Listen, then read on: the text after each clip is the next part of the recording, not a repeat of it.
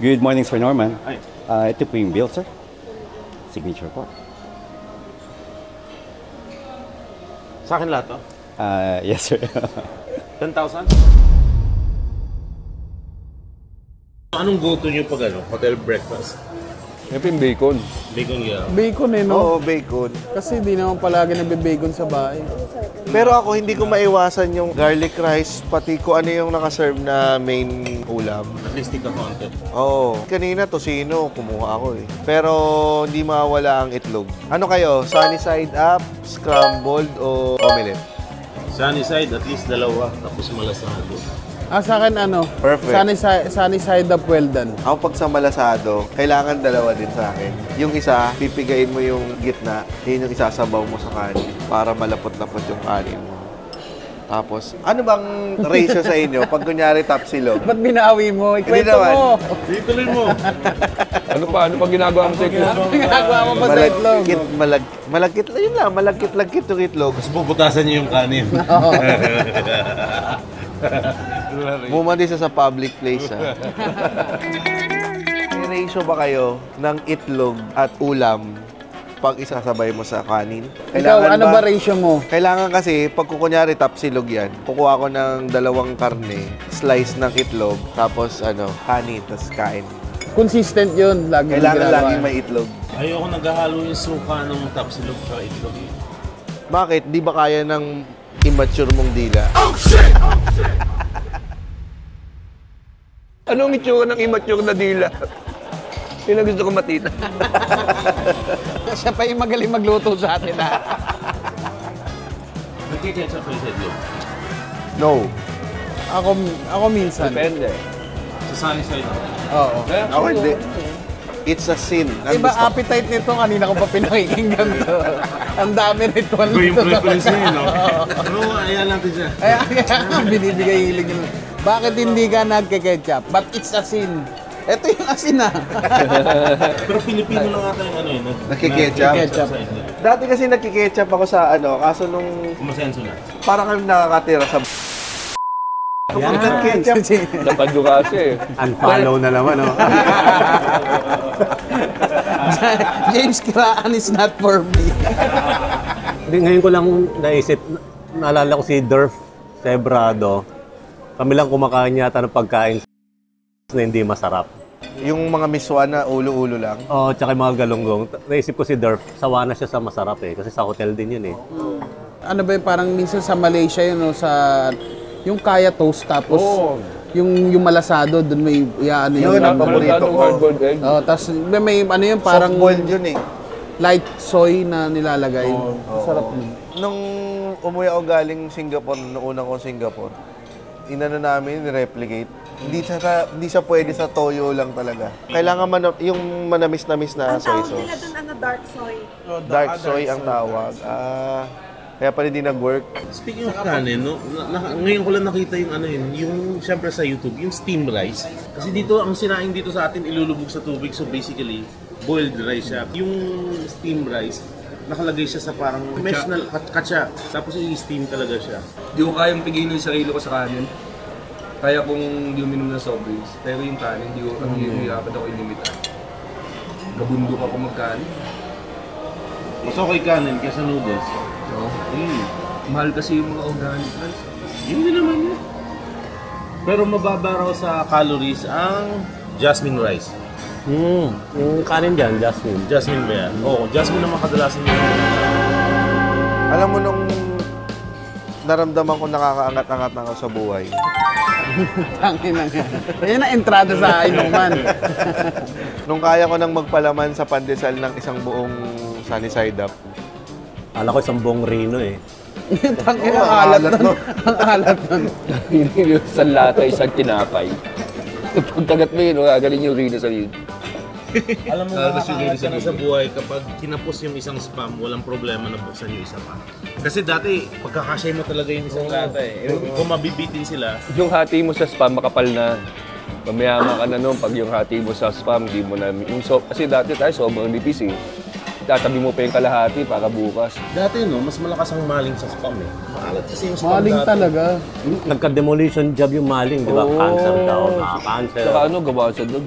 Oh, tsaka walang food and drug permit. Pero paborito ng lahat yung maling. May commercial pa dati, maling, luncheon meat yan, tapos pure foods. Yung ano ba, yung Rino, parang meron siyang hinahaluan pa eh. Yung pag pinapalaman mo rin sa pandesal. Wala na Solo lang yun. Mantikilya. Yun. Queensland. Queensland, Butter? masarap. Lalagyan mo ang butter? Masarap ang butter kapag may may luncheon. yan, Ano, Hindi nga, Rino. may Rino. Tsaka Oo. Queensland pa, no? Mukhang medyo nakaluwag-luwag ka na nung pag Queensland na Yung butter mo nakagarap yung... lata. Ngayon ko lang nalaman ng dairy cream pala, hindi pala butter yun. Ano ba yun? Margarine lang yun. Margarine lang pala yun. Bilang luluto ko yun, confident akong butter yun eh. Wala naman. Tsaka masarap naman talaga. Sa lasa. Kasi itsura kasing butter eh. Hindi lahat ng mukhang butter ay Butter. Minsan lotion. Minsan, soap. Minsan soap. Ang kwentong dairy cream ko, Anong kantong dero cream mo? Dairy cream, baka naman. dati may yung TV namin black and white sa probinsya. May bata kumagat siya ng puto na may dairy cream. May black and white yun eh. Pabili akong dairy cream sa nanay ko. Kinagat ko yung dairy cream mismo. Kasi akala ko yun yung kinagat ng bata. Mahal kasi yung butter eh. Doon nag-umpisa ang addiction ni Reps. Sa Dairy Queen. Sa Dairy Queen, oo. Yung matagal na. Oo, matagal yun eh. Di naman pinapanood sa TV yun eh. Dati yung Star Rice, di ba? Usong-uso yung Oo, Star Rice pampatapad. dati. Pagawa ko sa nanay ko kasi napanood ko yun sa commercial Star Rice. Pag tingin kong ganun, hindi ko nagustuhan. Sabi ko, hindi ko inubos. hindi na masarap yun. Pinalo ako. Kasi nag-request ako nun eh. Baka masyadong marami. Isang tasa lang dapat eh. Pero iba na ngayon ang ano. Usually kasi parang ang pagsa Star Rice yung bloke lang na square na Ganun gano'n. lang, oo. Tapos hintayin mo lang sa mag-melt. Tapos magiging yellow na. Java rice daw eh, no? Star Rice yan. Gagi, Star Wax yun eh. Yun yung nilalagay sa kanin ni James. Kaya pala kulay red. Star Wax yun eh. Hihintay matulog yung Star Wars. Iba ako na kanin. Ayun ang kwentong Star Wax ko. Natikman niyo na yung bagong flavors ng Star Margarine. Ano yung may asukal na? Yung may pink, may green, tsaka May brown. May ano ba? May silbe yung flavor. May lasas niya. Sa pancake, margarine tsaka asukal. Yung old school na yung pancake na tigpipiso dati. Yung lola ko, margarine asukal, may pipiga ng konting kalamansi. Kalamansi, pansit ba yan? Hindi. Talaga? May medyo citrus siya. Dapat ikakat ng sugar yung asin. May lemon-lemon. Konting lemon. Tapos dapat yung sugar, hindi to na grainy siya. Para mas okay yung texture. May tikolosong ano yun, pag ilalako mo. No? Kalamansi. Nasaan ang kalamansi? Pancake with calamansi. With a dash of calamansi. Kasabay may magbabakal. There was a time walang ready-made na pancake mix eh, no? Walang syrup. Yung syrup palang mahirap mahanap Maple syrup, na. no? Kaya asukal talaga ang nagre-resort yung mga Napangarap niyo na yung mag-pancake kayo ng patong-patong. Nagawa niyo na yun. Tapos di mo makain. Binawasan mo na. Hanggang ano lang, hanggang tatlong pancake. Kasi ganun sa yun, mga sa Cartoons, Tom and Jerry. Oo, pag ginanon mo yung syrup, kala mo lahat yun malalagyan na ng syrup. Hindi eh. Matabang yung mga gitna eh. Ang ginagawa ko, bawat isi-stock mo yun, di ba? Galing kasi ako sa McDonald's, bibili tatlo. Dati may 3-piece pa eh. Papahiram mo muna ng syrup, saka ng butter. Bawat isa, saka mo buusan na ganun. Para lahat mayroong syrup. Parang pinalaman. Ano yan? Lahat na nakikita mo sa cartoons, more likely gagayahin mo. Hindi, minsan naman talaga. Kasi hindi mo nararamdaman yung nararamdaman namin. Coffee or tea sa umaga? Coffee. Paano ang coffee niyo? Ako black. Bata pa lang ako, nagko-coffee na ako eh. Pero ang ginagawa ko, hindi ko alam na bawal pala siya sa bata. Hindi ko naman kasi siya iniinom. Pinapapak mo? Nag-enjoy ako na sinasawsaw yung pandesal. Ako naka-invento ng coffee ban dito sa Pilipinas eh. Takin na niya, wag ko kontrahin yan. Ikaw, paano ka mag-coffee? Iniinom. Hindi ko nauubos. 3-in-1 o particular? Ngayon, nagtitimpla na kasi kailangan kontrolin yung sugar eh. Ako hindi ko nauubos. Yung coffee? Pag lumamig na, hindi ko na Oh, nauubos. siguro nakakatatlong beses nang init ako ng kape sa microwave.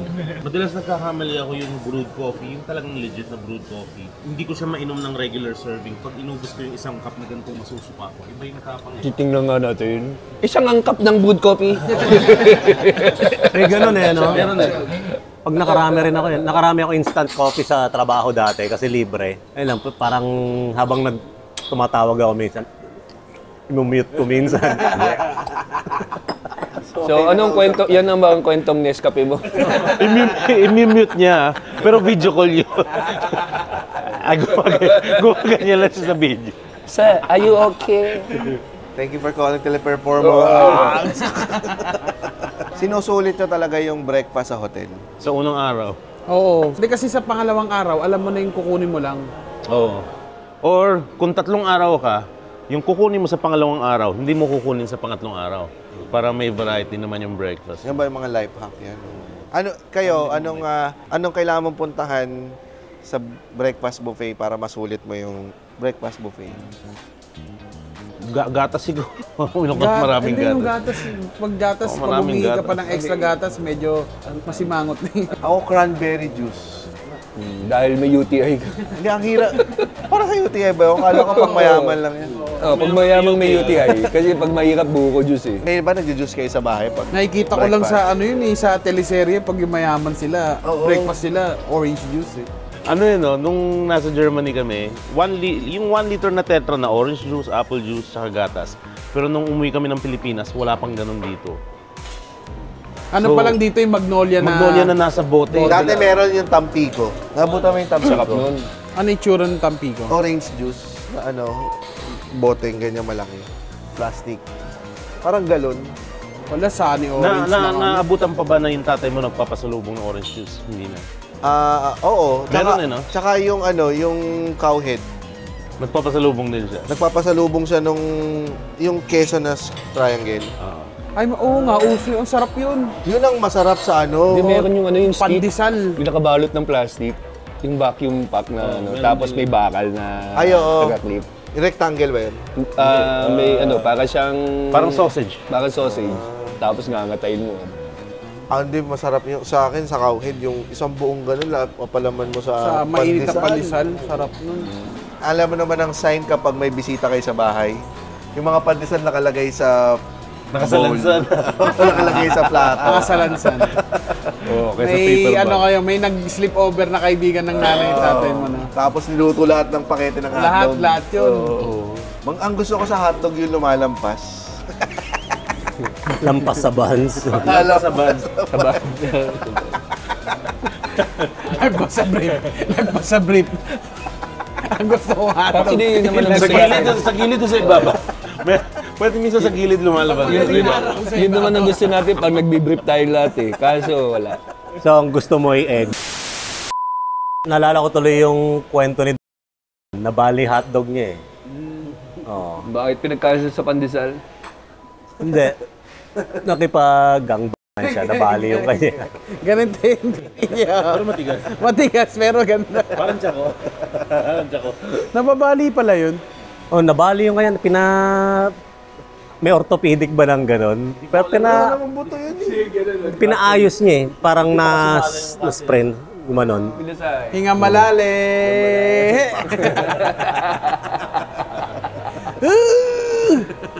Naparebound siya.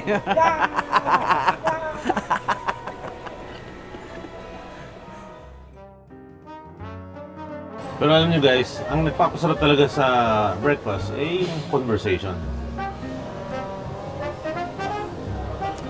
Good morning, Sir Norman. Ay, Ito po yung bill, sir. Signature po. sa akin lahat to? Yes, sir.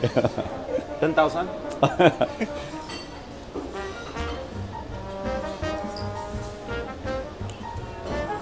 Thanks, sir. Salamat po.